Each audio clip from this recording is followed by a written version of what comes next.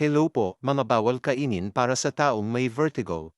Paraman buwelva po uli. Una, mataas sa sodium. Ang mataas na sodium intake ay maaaring magdulot ng fluid retention na nagdudulot ng imbalance sa inner ear. Halimbawa, processed foods, canned soups, fast food, at salted snacks.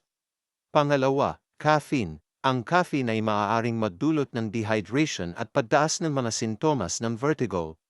Halimbawa, kape, tsaa, soft drinks, at energy drinks.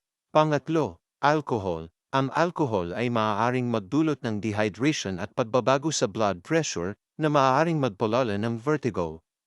Halimbawa, beer, wine, at hard liquor. Ika-apat, sugary foods. Ang sobrang sugar intake ay maaaring magdulot ng fluctuation sa blood sugar levels na maaaring magpalala ng vertigo.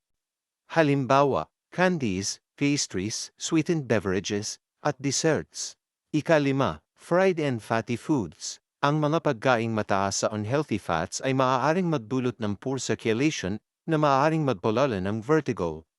Halimbawa, fried chicken, french fries, chips, at baked goods na mataas sa trans fats.